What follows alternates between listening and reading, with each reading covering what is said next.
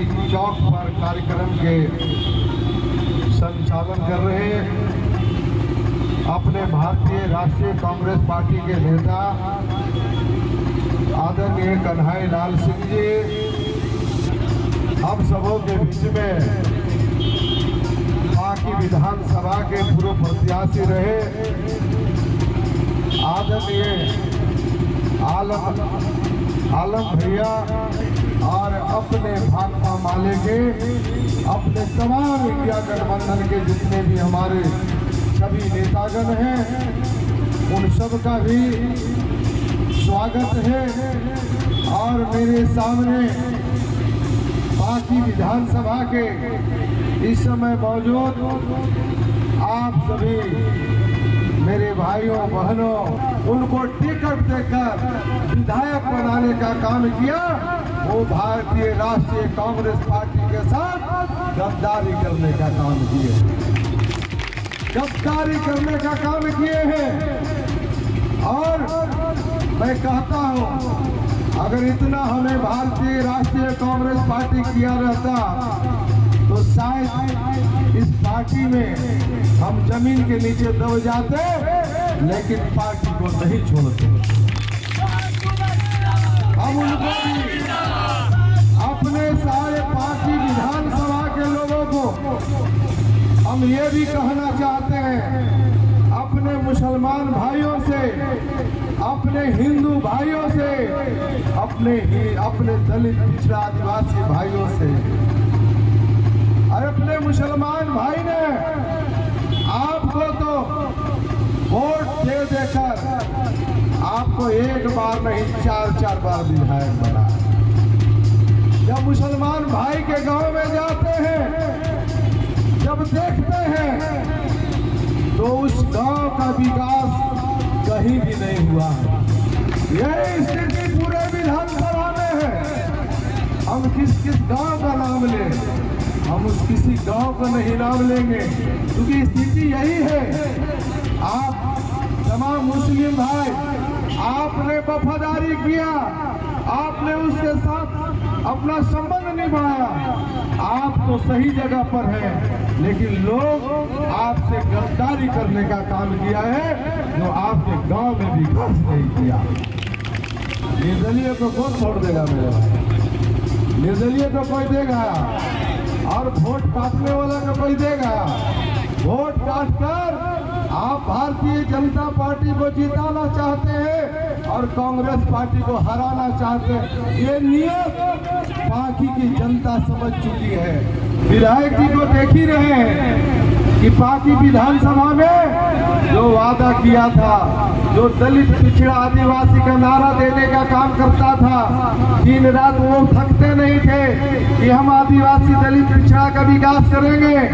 वो आज बाकी विधानसभा के हालात देख रहे हैं। अगर किसी ने सबसे अपमान झेला है तो अपने बाकी विधानसभा के दलित आदिवासी परिवार ने झेला है। आपने दलित आदिवासी पिछड़ा परिवार को आप गाली देने का काम किए हैं, आपने उसको सम्मान नहीं किया। इसलिए अपने बाकी विधानसभा के लोग, जहाँ दलित पिछड़ा आदिवासी परिवार है, पूरे मुस्तैदी के साथ इंडिया गठबंधन के साथ में खड़ा है और आपके विरोध में भी खड़ा है।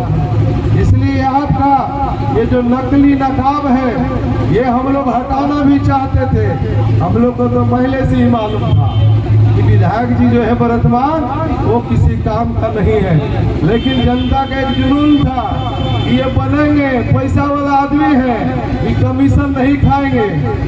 लेकिन बाकी विधानसभा में अगर कोई ज्यादा कमीशन खाने वाला है तो वो है डॉक्टर शशि भूषण मेहता, जो बाकी के एक जनता के साथ सबसे कमीशन लेने का काम किया। देख रहे हैं आपने बाकी प्रखंड की हालत क्या है। बिना पैसे का कोई काम नहीं है, और जब पैसे देकर ही काम कराना है तो आपको विधायक क्यों बनाएगा? आपको विधायक क्यों बनाएगा? आप किस काम का है? इसलिए आप विधायक का योग्य नहीं है, क्योंकि आपको देखा है बाकी की जनता कि कोई प्रखंड पदाधिकारी आ गए, अंचलाधिकारी आ गए, कोई थाने में कोई दरोगा जी आ गए तो सबसे पहले बुक के लेके पहुंच जाते हैं। लेकिन आप जो है पूरा दरवाजा खोल के घुस जा रहे हैं। क्या विधायकी करिएगा, क्या जनता के काम करिएगा? जनता का काम आपसे नहीं होगा। जनता का काम जनता के करने वाले लोग कभी अफसर के सामने झुकते नहीं, जनता के सवाल को लेकर। और फिर से जीत जाएंगे।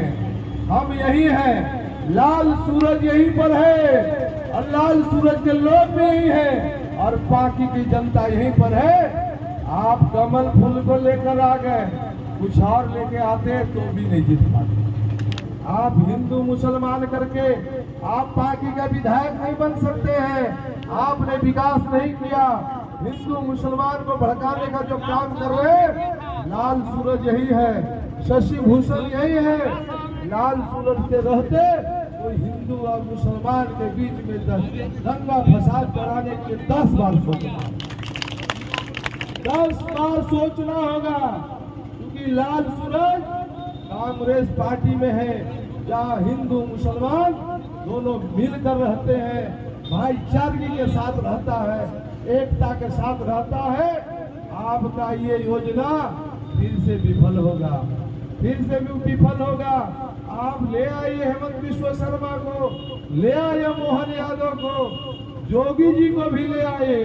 जोगी जी को मालूम है पार्टी विधानसभा के बारे में? मालूम है? नहीं। जोगी के बात क्यों सुनेगा? जोगी क्या है यहाँ पर?